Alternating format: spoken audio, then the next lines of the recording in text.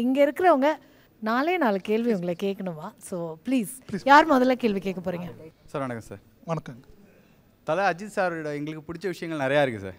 அவரோட விடாமுயற்சி, தான் பின்னாடி ஒரு கூட்டம் இருந்தால் தான் என் படம் வெற்றி பெறும் அப்படின்னு நினைக்காம ரசிகர் மன்றத்தை கலைச்சிட்டு நீ வேலையை பாடுறா மக்களுக்கு நல்ல செய்டான்னு சொல்லிட்டு ஒரே வார்த்தை சொல்லிட்டு ரசிகர் மன்றத்தை கலைச்சிட்டு அவர் உழைப்பின் மேலே வச்சுருக்க நம்பிக்கை, அது மூலயமா மக்கள் பார்த்தா போதுன்ற ஒரு மிகப்பெரிய ஒரு வீரம் அவர்கிட்ட இருக்குது. அது எங்களுக்கு ரொம்ப பிடிச்ச விஷயம். இதே மாதிரி பிடிச்ச விஷயம் சொன்னால் சொல்லிகிட்டே போகலாம், இன்றைக்கி ஒரு நாள் பத்தாது. உங்கள்கிட்ட அவர்கிட்ட ரொம்ப பிடிச்ச விஷயங்கள் என்ன சார்? அஜித் சார்கிட்ட எனக்கு ரொம்ப பிடிச்ச குணம்னு பார்த்தீங்கன்னா அவருடைய நேர்மை எனக்கு ரொம்ப பிடிக்கும். நறுக்குன்னு ஒரு பதில் சொல்லிட்டாரு. Is a very honest man, very honest man. அந்த விஷயத்தில் வந்து நான் வந்து அவர் எனக்கு ரொம்ப இஸ் வெரி இன்ஸ்பைரிங் டு. அதே மாதிரி வந்து அவர் எப்பவுமே சொல்கிறார், நீங்கள் ரசிகர்கள் பற்றி சொல்கிற போது சொல்லுவார், இவ்வளோ அன்பு, இவ்வளோ விசுவாசம், இவ்வளோ பாசம் எப்படி ரசிகர்களுக்கு அவர் மேலே இருக்கோ அதே மாதிரி அவருக்கும் ரசிகர்கள் மேலே இருக்கு. அதை த்ரூ அவுட் ட்ராவல் பண்ணியிருக்கேன்ல, அதன் மூலமாக எனக்கு அது நல்லாவே தெரியுது. அவர் எப்பவுமே சொல்லுவார், தன்னுடைய ரசிகர்கள் வந்து அவங்க அம்மா அப்பாவை பார்த்துக்கிட்டு ரொம்ப சந்தோஷமாக தான் எப்படி தன்னோட தொழிலை வந்து கவனம் செலுத்திருக்காங்களோ அதே மாதிரி அவங்களும் அவங்களோட தொழிலில் கவனம் செலுத்தி அவங்க வாழ்க்கையில் நல்லா வாழணும் அப்படிங்கிறது தான் இவரோட ஆசை. அதுதான் அவங்க வந்து இவருக்கு திரும்பி பண்ணக்கூடிய அன்பா அவர் நினைக்கிறார். ஓகே, அது பெரிய விசுவாசம் இல்லையா சார்? ஆமாங்க, அதுதான் விசுவாசம் இல்லையா? Okay, so beautifully sir. அடுத்த கேள்வி யார் கேட்க போகிறீங்க? வணக்கம் சார். நீங்கள் ஃபஸ்ட்டு வீரமாக இருக்கட்டும், வேதாளம், விவேகம், இப்போ விசுவாசம், அந்த வி அப்படின்றதுக்கு அர்த்தம்?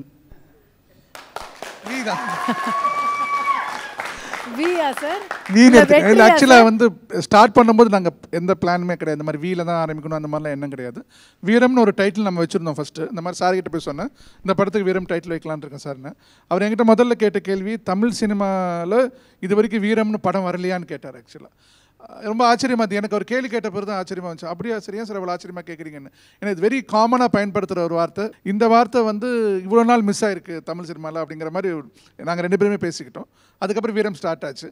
அதுக்கப்புறம் நாங்கள் வந்து எழுதின கதையில் வந்து வேதாளம் கணேஷ் அப்படின்னு சொல்லி ஒரு கேரக்டர் வரும். ஸோ வேதாளம் கணேஷ்னு சொல்லிட்டு கதை சொல்லிட்டு இருந்தேன். ஸோ அது வேதாளங்கிற பேரே நல்லா இருக்கே அப்படின்னு சொல்லிட்டு அதை வச்சுட்டோம். விவேகம் பொறுத்த வரைக்கும் அது ஒரு அந்த வார்த்தை எனக்கு ரொம்ப பிடிச்ச வார்த்தை, விவேகம்ங்கிற வார்த்தை, அதனால் அதை வச்சோம்.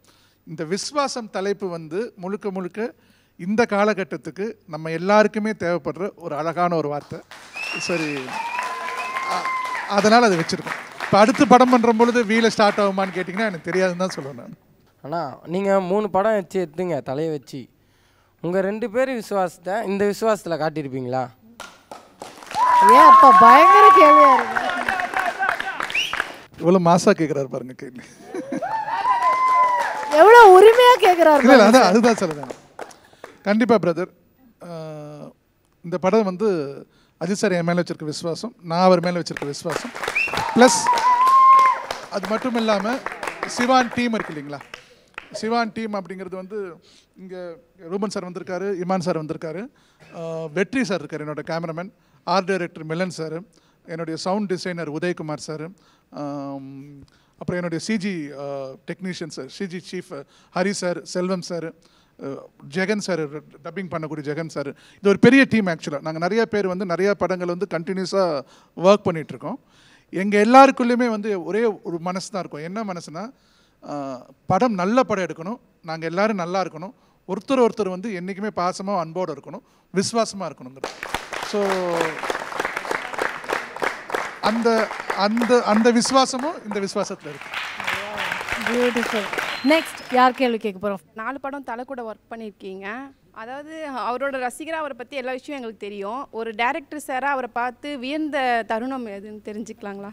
நிறையா தருணங்கள் இருக்குங்க. அவர் வந்து நான் ரொம்ப ஆச்சரியப்படுற விஷயம் என்னென்னா, இப்போ ஒரு வசனம் எழுதுகிறோம், வேதாளத்தில் ஒரு டைலாக் இருக்கும், திட்டம் போட்டு நடக்கிறவனுக்கு அவன் மட்டுமே துணை, எந்த திட்டம் இல்லாதவருக்கு அந்த ஆண்டவனே துணை அப்படின்னு ஒரு டைலாக் இருக்கு.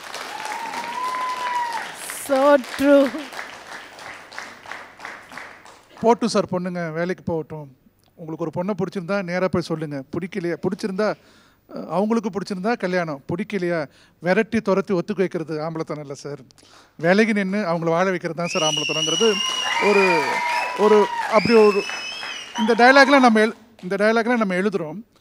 இதை நம்ம வந்து கன்சீவ் பண்ணிவிட்டு சார்கிட்ட போய் சொல்லி இந்த மாதிரி சொல்கிற பொழுது அதை அவர் ஓன் பண்ணுவார். உண்மையாக மனசார அதை வந்து ஸ்க்ரீனில் அவர் ப்ரெசென்ட் பண்ணுவார். ப்ரெசென்ட் பண்ணும்போது என்ன ஆகும்னா எனக்கு எழுதுன நமக்கே வந்து ஒரு உடம்பு அப்படியே செலுத்துரும். ஏன்னா அது வந்து அவர் உண்மையாக சொல்கிறாரு. ப்ளஸ் இந்த 2வது டைலாக் இருக்குதுங்களா, இந்த ஸ்டாக்கிங், அதாவது விமன் போகும்போது அவங்கள தொந்தரவு பண்ணக்கூடாது அப்படிங்கிற ஒரு ஸ்டாக்கிங் மேட்ரு அகெயின்ஸ்டாக வந்து இது வந்து அவர் எங்கிட்ட பர்சனல் ஸ்பேஸில் பேசின விஷயம். அது நம்ம இந்த மாதிரி விஷயங்கள்லாம் நம்ம படத்தில் வரணும் சிவான்னு அவர் நிறையா வாட்டி சொல்லியிருக்காரு. ஸோ அதை வச்சு பேஸ் பண்ணி எழுதின டைலாக் தான் அந்த டைலாக். ஸோ அதனால தான் கனெக்ட் ஆகுதுன்னு நினைக்கிறேன். அவர் மனசுக்குள்ளே இருக்க ஒரு விஷயம் வந்து திரையில் ஃபார்ம் ஆகும் பொழுது அவர் நடிக்கிறது மாதிரி இருக்காது, எனக்கு ரொம்ப இயல்பியாக உண்மையாக தானே பேசுகிறாரு அவர் அப்படிங்கிற மாதிரி இருக்கும். அந்த விஷயம் எனக்கு ரொம்ப ஆச்சரியப்படும். So beautiful sir.